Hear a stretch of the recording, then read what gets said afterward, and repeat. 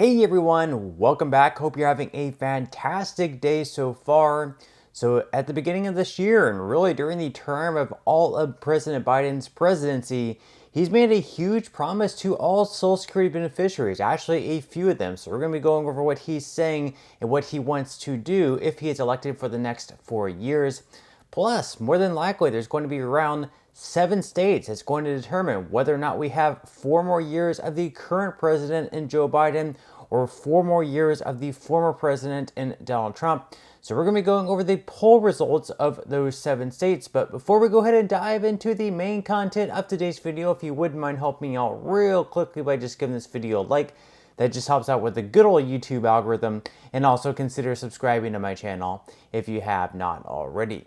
Plus, if you would like to receive up to $10,000 in free stocks or $10,000 in free cash, in a pinned comment below, I will be leaving a link to Moomoo. All you have to do is once you click on that link is just sign up for a free account and then deposit at least $100. At that point, Moomoo will be sending you at least 5 free stocks worth all the way up to $10,000. And if you really just have the cash, all you have to do is once you receive the free stocks is just sell them for what they're worth and then transfer the cash value right back to your bank account. Okay, so diving right into our first story of today's video, and the election, believe it or not, is only right around 7 months away from today, and it's going to be the current president in Joe Biden versus the former president in Donald Trump, and more than likely there's going to be 7 states that's going to determine who ends up winning. Of course, we have the clear states where Biden's easily going to take them, like California. We have the clear states where Trump is easily going to take, like most of the Midwest, Missouri, Kansas, Nebraska, etc. But there's going to be around 7 battleground states where really it could go either way. We could have the state picking for Biden, or we could have the state picking for Trump. And these states are going to determine who ends up winning the 2024 election. So according to results from Real Clear Politics, we have the first battleground state in Wisconsin. In Wisconsin, it's really a toss-up. We see the most recent poll by the Wall Street Journal where it's a tie. But on average, Trump does lead by 0.6 points. So that's really a toss-up. Then we move over to Arizona. Arizona leads this one on average by 5.2 points, with the most recent poll up by 5 points. So Trump is in a commanding lead over in Arizona. Then we move down to Georgia. On average, Trump does lead by 4.5 points. Although in the most recent poll by the Wall Street Journal, he does lead by only 1 point. So that lead could be narrowing just a little bit. Then we move up to Michigan. In Michigan, Trump leads by 3.4 points, with the most recent poll by the Wall Street Journal, Trump leading by 3 points. Then we move over to Pennsylvania. With this one, on average, Trump has a narrow lead of 0.6 points, with the most recent poll, once again by the Wall Street Journal, Trump leading by 3 points. Then we move over to North Carolina. On this one, Trump has a commanding lead, a 4.6 lead on average, with the most recent poll, once again by the Wall Street Journal, with a 6-point lead. Then we move out west to Nevada. In Nevada, Trump leads by 3.2 points, with once again the Wall Street Journal being the most recent poll, with Trump leading by 4 points. And if we could take a look at the 2020 election, we can see that Biden won Nevada, Biden won Arizona, Biden won Michigan, he won Wisconsin, he won Pennsylvania. Trump, of course, did win North Carolina, but Biden took Georgia. So with Trump pretty much leading all of the battleground states so far, even if he loses 1 or 2 of them, he's still going to be just fine. And it looks like Trump is going to win the 2024 election unless something drastically changes. I mean, if the election was held today, if those polling results are anything but true, it appears that we're definitely going to have Trump 4 more years in office. But let me know your thoughts in comments below. Now, moving on to the topic of Social Security. Like I said earlier on in today's video, Biden has made several promises about Social Security. He made promises before coming into office, and those promises very well could have made it so voters went to the polls and voted for him. And now Biden is saying that we still want to change Social Security in these ways. We're going to be going over what Biden is saying.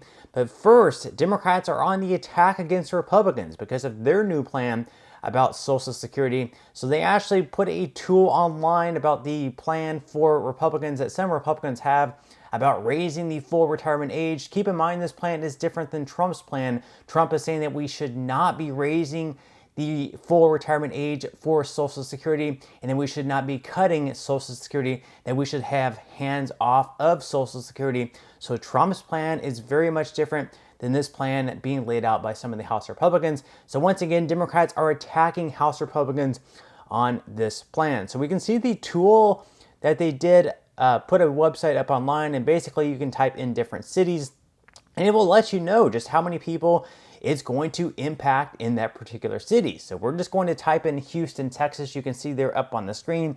So in Houston, Texas, if they raise the full retirement age for Americans 59 and younger, it would cut Social Security benefits for 640,000 citizens in the city of Houston in the district of TX18, which is going to force them to work longer and then receive less benefits. In total, 24 million people in Texas would see their Social Security benefits cut. So once again, they're just letting people know, like, if this plan to raise the full retirement age goes into action, even though it could perhaps help keep the trust fund solvent for a longer period of time, these younger Americans living in the state of Houston, or really throughout the whole United States, are going to have to work longer before receiving their Social Security benefits, and over their lifetime, they're going to receive fewer benefits just because they had to wait longer to start receiving them. Now, of course, Biden has a very different plan than what Republicans are laying out and raising the full retirement age. Biden is saying that we should not be raising the full retirement age. He does not want to cut a single penny from Social Security. And once again, coming in office, he had these big plans for changing Social Security, increasing benefits and everything like that. And he still says that he has plans to do so. We are going to be going over what those plans are. So the first thing that he wants to do is he wants to change the way that the COLAs, or the cost of living adjustments, are calculated. So he wants to change that over to the CPIE, which on average is at 0.2% higher on a year-to-year basis, and would better keep up with inflation that seniors and other retirees are facing on a year-to-year basis. The other thing that he said what he wants to do is to increase the primary insurance amount. So he wants to change that from the ages of 78 to 82 by right around 0.5 to 1% every single year. So as you reach those ages, you are going to receive a slightly higher increase in addition to the cost of living adjustment. The third thing that he said he wants to do is to increase the special minimum benefit for lifetime lower wage workers. So in 2023, a lifetime low-earning worker would receive just $12,402 in Social Security benefits, or $1,033.50 per month. He wants to raise that at 125% of the federal poverty line, or 25% above the federal poverty line, which this year, if that did go into effect, that would be an increase for those folks right around $500 per month. So obviously that would be very much substantial. So once again, Biden is saying that we should have hands off of Social Security. We should not be having any cuts in benefits. We should not be raising the full retirement age. Donald Trump is also saying that we should be having hands off of Social Security, that we should not be raising the full retirement age. So the two sort of have the same plan, although Trump is not saying that we should be raising the primary insurance amount or anything like that. He's just saying that we should not touch the program at all, that it's fine, that we should not worry about the trust fund possibly going insolvent within the next 10 years. And Biden said that he's going to do all of these increases by taxing Americans who earn above $400,000 per year. $400,000 per year is sort of Biden's magic number. He says that to save any of these programs, or to increase benefits, or really to add any new programs into life, we're just going to tax Americans earning over $400,000 per year. And we actually have one senator in Bill Cassidy questioning the Treasury Secretary and Janet Yellen, saying exactly how much are we going to pull in by taxing Americans earning above $400,000 per year. And as you can see, she really just doesn't have much of an answer. Watch. Senator Cassy is next. Hey, Madam Secretary, thank you for being here. Madam Secretary, as we know, Social Security goes insolvent in 8 to 9 years.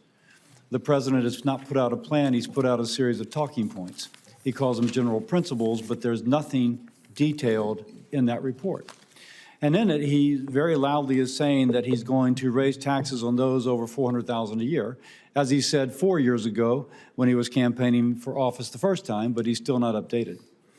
Now, I'll note that there's already been $4.9 trillion in new taxes proposed for those making over $400,000 a year. It seems to be the go-to place, fill in the blank, we're going to tax those over $400,000 a year for whatever. Of that $4.9 trillion, none of that has been dedicated to Social Security. So with that context, if you are going to address the unfunded accrued liability for Social Security, what would the tax rate have to be, or what would the total amount of taxes have to be on those making over $400,000 a year? I don't have that computation to offer you, but the president has in the past discussed the possibility of raising the ceiling on what income would be included. Of course, he would protect his pledges to protect households making under $400,000. But let me ask, because the president theoretically has a plan, and if I'm rubbing my forehead, it's just because it seems worse than I thought. If there's not been a computation, if there's not been a calculation of what the tax rate would have to be on those making over $400,000 a year, has Treasury really not looked at, okay, we're already charging $4.9 trillion for the deficit, for Medicare, for a lot of other things, and now we got to add social, but we haven't done the math to figure out how much that tax rate would have to be? The president doesn't have a plan. He has principles. He wants to work with Congress to find a way to protect Social Security and extend its solvency beyond 2034. Now, if the president wishes to work with Congress, why does he continually demagogue Republicans on anything that doesn't exactly line up to what apparently suits his reelection? And if I'm frustrated, there's going to be a 23 to 25% cut for those receiving benefits now, which will double the rate of poverty among the elderly, in 8 years, and he doesn't have a plan. Madam Secretary, how can he justify not having a plan when he's been in office for 3 years already? He believes it's important to work with Congress and not Madam Secretary, he has not worked with us at all. On this Senate Finance Committee, we have not heard, at least I haven't, and I've been very active in this issue, we've not heard from the president one peep except to hear demagoguery rhetoric yelled at us on State of the Union addresses as regards social. So can the American people who rely upon Social Security, when can they expect the president to come to us and ask to begin to work on that plan? Well, the president has laid out a plan for Medicare. That's not my question. He's laid out general principles, as you said earlier, but he's certainly not come to us and said, I want to enter negotiations. So once again, we have a huge election coming up in November. Are we going to have another 4 years of Joe Biden? Or are we going to have 4 more years of Donald Trump? Who do you trust more with your Social Security? Who do you trust more with your livelihood? Do you trust Joe Biden more, or do you trust Donald Trump more? Or perhaps do you trust someone else more, like Robert F. Kennedy Jr.? Let me know your thoughts in comments below. Would definitely love to read them, but that's all we have for today's video. I certainly hope that you enjoyed and found value out of it. If you did, again, I would greatly appreciate if you could give this video a like. Consider subscribing to my channel if you have not already, and I will see you in the next video.